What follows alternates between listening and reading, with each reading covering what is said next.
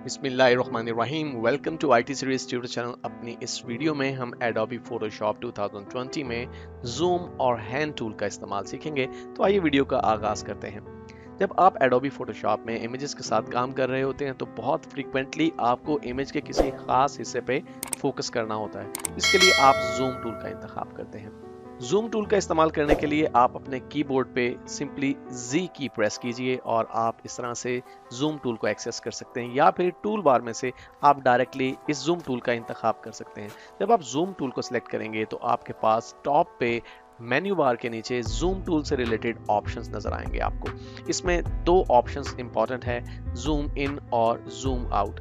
Actually आप जब images के साथ काम करते हैं तो आपको चार तरह की जूमिंग बहुत ही फ्रीक्वेंटली करना होती है। आइए देखते हैं वो चार तरह की जूमिंग कौन सी है। तो अगर आप व्यू मेन्यू का इंतखाब करें, यहाँ पे वो चार तरह की जूमिंग आप देख सकते हैं। जूम इन यानी किसी भी हिस्से के ऊपर आप जूम इन कर सकते हैं। जूम आउट यानी आप रिवर्ट कर सकते हैं जूमिंग को।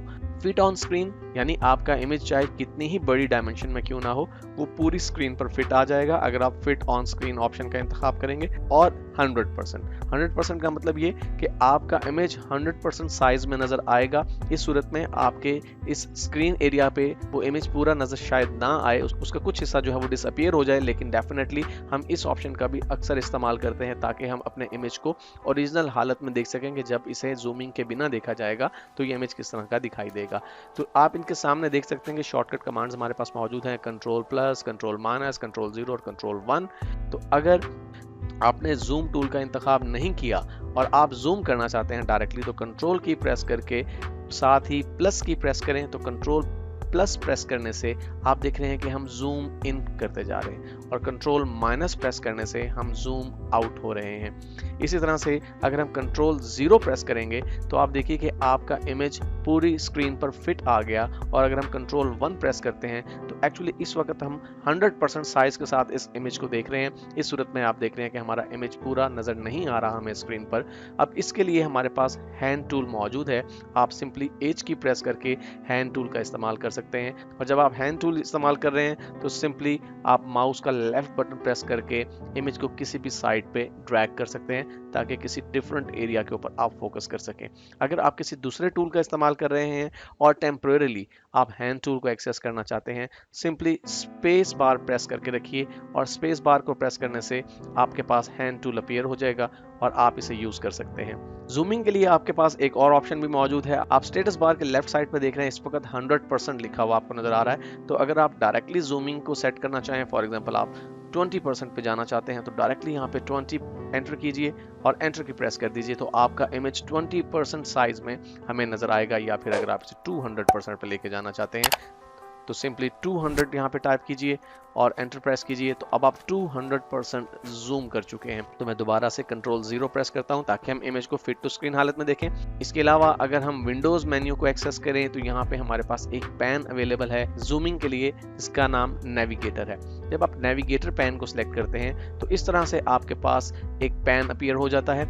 आप यहाँ से डायरेक्टली जूमिंग वैल्यू सेट कर सकते हैं या फिर आप यहाँ से कोई भी जूमिंग लेवल एडजस्ट कर सकते हैं। जब आप बहुत ज्यादा जूम कर चुके हो तो आप देख रहे हैं कि एक रेड कलर का बॉक्स आपको नजर आ रहा है। अगर आप माउस को इस बॉक्स के अंदर लाएं तो ऑटोमेटिकली हैंड टूल एनेबल हो जाता है और आप इसे ड्रैग करके किसी भी पोजीशन पर लेके जा सकते हैं और उस स्पेसिफिक एरिया के ऊपर आप फोकस कर सकते हैं।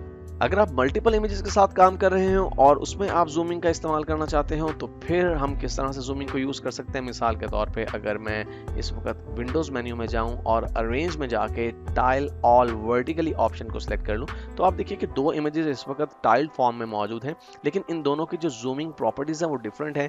यहाँ पे आप देख सकते हैं कि ये इमेज इस वक्त 16.67% पे जूम्ड है, जबकि ये इमेज 122.14% पे जूम्ड है। तो आप अगर इनके जूमिंग लेवल को सेम करना चाहते हैं तो सिंपली विंडो मेन्यू का इंतखाब कीजिए, यहाँ से अरेंज के ऑप्शन को सिलेक्ट कीजिए और यहाँ पे आप देखिए हमारे पास मैच जूम का ऑप्शन मौजूद है। अगर आप मैच जूम के ऑप्शन को सिलेक्ट करेंगे तो दोनों इमेजेस का जूमिंग लेवल बिल्कुल सेम हो जाएगा। और अगर आपने जूम टूल का इंतखाब किया हुआ है उस वक्त जबकि दो इमेजेस या दो से ज्यादा इमेजेस टाइल्ड फॉर्म में है, उस वक्त आप ये देख रहे हैं कि हमारे पास जूम ऑल विंडोज का ऑप्शन मौजूद है। यानी अगर फिल वक्त मैं किसी एक इमेज के ऊपर जूम इन या जूम आउट करता हूँ, आप देख रहे हैं कि इस वक्त हम जूम आउट टूल का इस्तेमाल कर रहे हैं, मैं जूम इन टूल का इस्तेमाल करता हूँ और इस इमेज पे क्लिक करता हूँ तो देखिए ये इमेज जूम हो रहा है लेकिन ये इमेज जूम नहीं हो रहा। तो मैं दोबारा से पहले तो इन दोनों का जूमिंग लेवल सेम कर देता हूँ, तो मैच जूम की मदद से मैंने इनको सेम जूमिंग लेवल पे ले आया हूँ। इसके बाद अगर मैं जूम टूल का इंतखाब करने के बाद